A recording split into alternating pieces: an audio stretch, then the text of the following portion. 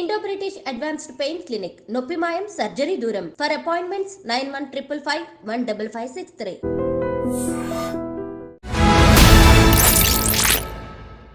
అందరికీ నమస్కారం. నేను Swaroopa Potlapalli. Welcome to I dream.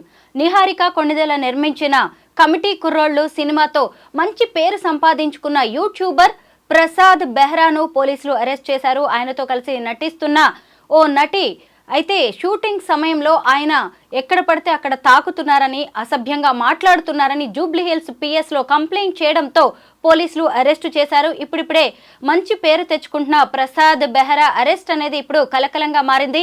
ఈ మధ్య కాలంలో జానీ మాస్టర్ కూడా ఇలాంటి లైంగిక వేధింపుల కేసులో అరెస్ట్ అయ్యారు.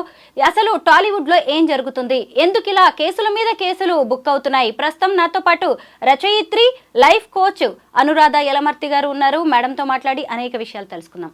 మేడం నమస్తే. నమస్తే. చూసారు కదా, ప్రసాద్ బెహ్రాను అరెస్ట్ చేశారు. ఈ అమ్మాయి అతనితో మెకానిక్ అనే ఒక వెబ్ సిరీస్లో నటిస్తోంది. గతంలో కూడా పెళ్లివారం అండి అనే వెబ్ సిరీస్లో నటించింది. అంటే సహజంగా వాళ్ళు ట్రావెల్ చేస్తూ ఉంటారు, అలాగా కొంత క్లోజ్నెస్ వస్తూ ఉంటుంది.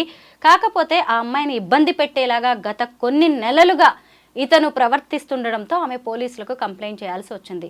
సినిమా ఇండస్ట్రీలో ఇలా ఎందుకు జరుగుతోందంటారు? ఒక దాని తర్వాత మరొక వరుస ఘటనలు ఆలోచన చేసేలాగా ఉన్నాయి. ఏమంటారు మీరు దీని మీద? అంటే మొదట్లో చేరగానే ధైర్యం ఉండదు. ఇప్పుడు అతనితో జర్నీ చెయ్యాలి, అలాంటప్పుడు బయటపడటం ఇష్టం ఉండదు. అలాగని భరించే శక్తి మంచిగా ఉండే వాళ్ళకి, ఇప్పుడు అదే పనిలో ఉండేవాళ్ళు దాన్ని పెద్ద పట్టించుకోరు. కానీ కొంతమంది సిన్సియర్గా ఉంటారు. లేడీస్లో కూడా కొంతమంది ఏంటి, ఎవరైనా సరే చాలా వరకు మంచిగా ఉండాలి, ఏదో డబ్బు కోసం లేకపోతే ప్యాషన్ కోసం వస్తారు. వచ్చినంతలో వాళ్ళని తక్కువ చేసినా, వాళ్ళతో తప్పుగా బిహేవ్ చేసినా భరించలేరు కదా. కానీ బయటపడలేని పరిస్థితులతో బయటపడరు. అదే కొద్దిగా డెవలప్ అయ్యి ఇంకా పర్వాలేదు మనం నిలదొక్కుందాము అన్న టైంలో వాళ్ళు బయటపడి ఉండొచ్చు. ఇందులో మనకి నిజాలు తెలియదు కదా. ఇప్పుడు అరెస్ట్ చేసినంతలో అతనిది తప్పు, ఈ అమ్మాయే కరెక్టు అని మనం చెప్పలేము. అది అసలు ఏం జరిగింది అన్నది క్లియర్గా మనకి తెలిసిన రోజే మనం వీళ్ళ తప్పు, ఆ అమ్మాయి తప్పు అని చెప్పచ్చు. నిజంగా ఈ అబ్బాయి అలా బిహేవ్ చేస్తే నిజమే కదా, నీ చెల్లిని ఎవరన్నా అలా చేస్తే నువ్వు భరించగలవా? ఇప్పుడు నీ దగ్గరికి ఒక అమ్మాయి యాక్ట్ చేయటానికి వచ్చింది అంటే ఆ చెల్లిలాగా చూడకపోయినా ఒక స్త్రీ కింద అమ్మాయిని గౌరవంగా చూసుకోవాలి కదా. నీ కింద ఉద్యోగం చేస్తోందంటే నీకు సరెండర్ అయిపోవాలని ఎక్కడా లేదు కదా. ఆ అమ్మాయి పరిస్థితులు ఏదో ఉంది కాబట్టి వచ్చిన అమ్మాయిని మీరు గౌరవంగా చూసుకోవాలి కదా. అలా చూసుకోకుండా మేము ఇలాగ బిహేవ్ చేస్తాము అనటం కూడా అబ్బాయిలు తప్పే. యాక్టింగ్ అనేది అతనికి ఎంత ప్యాషనో ఇతనికి ఈ అమ్మాయికి కూడా అంతే ప్యాషన్. అతనికి ఎంత అవసరమో ఈ అమ్మాయికి కూడా అంతే అవసరం. అలాంటప్పుడు ఇద్దరు ఎంత సమన్వయంతో వ్యవహరించాలి, ఎంత తెలివిగా ఉండాలి. ఎందుకంటే ఇప్పుడిప్పుడే వీళ్ళిద్దరు కూడా ఎదుగుతున్న వాళ్ళు. ఎందుకు అంటే ఇప్పుడు అతను కామెడీ షోస్తో, కామెడీ వీడియోస్తో ఎంతో పేరు తెచ్చుకున్నాడు. సినిమాల్లో కూడా అవకాశాలు వస్తూ ఉన్నాయి. కమిటీ కుర్రోళ్ళలో యాక్ట్ చేశారు. తర్వాత అల్లరి నరేష్ సినిమా బచ్చలమల్లి అనే సినిమాలో కూడా ఆయన యాక్ట్ చేస్తున్నారు. ఇలా మంచిగా సినిమా అవకాశాలు వస్తున్న టైంలోనే చాలామంది పేరు పోగొట్టుకుంటున్నారు. కొంతమంది ఏమంటారంటే, మీ ఆడవాళ్ళు ఛాన్స్ ఇవ్వకుండానే మగవాళ్ళు ఇలా చేస్తారా అంటారు. దీని మీద అసలు మనం ఎలా సమాధానం చెప్పాలి? అలాంటి వాళ్ళైతే ఇలాగ అసలు కేసు ఎందుకు పెడతారు? అది ఆలోచించాలి కదా మనం. అలాంటి వాళ్ళు అయితే గుట్టు చప్పుడు కాకుండా అయిపోతుంది. అది వాళ్ళు అర్థం చేసుకుంటారు. మన దౌర్భాగ్యం ఎలా ఉందంటే, అమెరికాలో కూడా నీకు ఇష్టమా అనేసి ఒకళ్ళనొకళ్ళు ప్రశ్నించుకొని కలుస్తారట. మన వాళ్ళు అలా లేదు. అవతలమ్మాయి ఎలాంటిది ఏంటి ఏమీ చూసేది ఉండదు. ఆ రకంగా బిహేవ్ చేస్తున్నారు. మనకి ఎక్కడి నుంచి వచ్చింది ఈ సంస్కృతి? మన సాంప్రదాయం ఏంటి? స్త్రీని గౌరవించటానికే మనకి పేరు. భారతదేశంలో మొత్తం ప్రపంచం అంతట్లో భారతదేశానికి పేరు వచ్చింది ఎందుకని? మనం స్త్రీలని మన్నిస్తాము, గౌరవిస్తాము, మన సాంప్రదాయాలు బాగుంటాయి అని వచ్చింది. మరి ఇలాంటప్పుడు ఇట్లాగ బిహేవ్ చేయటం అనేది తప్పు. ఒకవేళ ఆ అబ్బాయి తప్పు చేయకుండా కావాలని ఈ అమ్మాయి చేస్తే ఈ అమ్మాయిది తప్పే. ఇదివరకు రోజుల్లో చాలా జరిగేవి. ఎంతమంది ఉద్యోగస్తురాళ్ళు మింగలేక కక్కలేక వాళ్ళ భార్యకి ఎలాగో పట్టించటం మనం ఎన్నో కథల్లో చూస్తున్నాము, ఇచ్చేస్తున్నాం. అట్లాగా వెనక నుంచి చేసుకునేవాళ్ళు. ఇప్పుడు అట్లా కాదు, కేసులు పెట్టేస్తున్నారు డైరెక్ట్గా. అది కూడా అమ్మాయి ఎంత టైం తీసుకుంది చూడండి, అతనితో ఎంత దూరం ప్రయాణం చేసింది, ఎన్నాళ్ళ తర్వాత కేసు పెట్టింది. అంటే ఆ అమ్మాయి నిలదొక్కునేంత దాకా ఎదురు చూసింది. ఇప్పుడు నన్ను అతను హెరాస్ చేస్తున్నాడు అని చెప్పడానికి ఆడవాళ్ళు కూడా ఫీల్ అవుతారు కదా, అతనితో పాటు వీళ్ళు కూడా బయటకు వస్తారు కదా. ఏదో అతని మీద నేరం మోపేసినంతలో ఈ అమ్మాయి ఇదవదు కదా, అక్కడ బలి అయ్యింది ఈ అమ్మాయే కదా. ఊరికే ఎందుకు పెట్టేస్తారు? నిజమే, నిప్పు లేనిదే పొగరాదంటారు. ఎన్ని రోజులో భరించి కానీ పోలీస్ స్టేషన్ల వరకు రారు. నిజంగా అమ్మాయిలు కూడా ఎన్నో వేధింపుల్ని తట్టుకునే నిలబడతారు. మనం జానీ మాస్టర్ కేసును కూడా ఈ సందర్భంగా మనం ఖచ్చితంగా మాట్లాడుకోవాల్సిందే. తోటి కొరియోగ్రాఫర్ని అతను కొన్ని నెలల పాటు, సంవత్సరాల పాటు, చాలా చిన్న అమ్మాయి, ఇతనికి పెళ్ళైంది, 2 పిల్లలు, అయినా సరే ఆ అమ్మాయిని లైంగికంగా వేధించి చివరకు జైలు పాలయ్యే వరకు వచ్చింది. జానీ మాస్టర్ కేసులో చూసినప్పుడు ఆ అమ్మాయి కూడా కొద్ది రోజులు అతనితో మంచిగా ఫ్రెండ్లీగా ఉన్నట్టుగానే కనిపించింది. ఎందుకంటే ఇదే అవకాశాలు, ఇలా అవకాశాలను అడ్డం పెట్టుకుని ఆడపిల్లలను తొక్కేసే పరిస్థితులు కనిపిస్తున్నాయి. ఆడపిల్లలు ఎలా ధైర్యంగా ఉండాలి అంటారు? ధైర్యంగా ఉండాలంటే ఇలా ఫేస్ చేయాలి అంతే పరిస్థితుల్ని. ఇప్పుడు అలాగ రాకపోతే ఇంక ఎన్నాళ్ళైనా అలా ఉండిపోతారు కదా. ఇప్పుడు ఎదురు తిరిగితేనే కదా ఆ అమ్మాయి సేఫ్ అవుతుంది. లేదా భరిస్తున్నంతసేపు అనుభవించాల్సిందే తప్పని పరిస్థితి వస్తుంది. అందుకనే ఆడవాళ్ళు ఎదురు తిరుగుతున్నారు. కానీ జైల్లో పెట్టినంతలో వాళ్ళు తప్పు అని కాదు, మరి అది కోర్టు ప్రూవ్ చేయాలి కదా. ఎందుకంటే ఈ కేసులు పెట్టే అమ్మాయిలు కూడా ఖచ్చితమైన ఆధారాలు ఉంటేనే పెట్టాలి. ఎందుకంటే రేపు కోర్టు దాకా వెళ్ళిన తర్వాత ఎంత నిజం జరిగినా, అక్కడ ఎంత కఠినమైన వాస్తవం ఉన్నా గానీ సాక్ష్యాలు, ఆధారాలు అనేది అడుగుతారు కదా. అడిగినప్పుడు ఇప్పుడు మనం ఏదన్నా పెట్టామంటే రేపు పొద్దున్న నిలబడాలి అని, జస్ట్ ప్రతి దానికి 2 కోణాలు ఉంటాయి అన్న విషయంలో నేను చెప్తున్నాను. ఆయనకి ఇచ్చిన అవార్డు కూడా వెనక్కి తీసేసుకున్నారు. ఉండొచ్చు, జరగచ్చు, అది ఒకవేళ తప్పు అయితే అన్నది మనం ఆలోచించాలి. ఈ అమ్మాయిదే కరెక్టు అయితే అలా జరగాల్సిందే. అట్లా జరగకపోతే ఎప్పటికీ ఈ లైంగిక వేధింపులు అనేది జరుగుతూనే ఉంటాయి. అసలు అవి లేనిది ఎక్కడా అని అడుగుతున్నాను నేను. బయటకు వచ్చేది చాలా తక్కువ. సినిమా ఫీల్డ్లో అలాంటివి ఎక్కువ అంటారు అందరూ. అదేం లేదు, అందరూ మంచిగానే ఉంటారు అని అంటారు. కానీ మనం చూస్తున్నది ఎక్కువ ఇలాంటివే చూస్తున్నాం. మనం జరుగుతున్నాయి కదా, బయటకు వస్తున్నాయి, మనం కళ్ళతో చూస్తున్నాము. ఏమీ లేదంటే ఎలా ఒప్పుకుంటాము?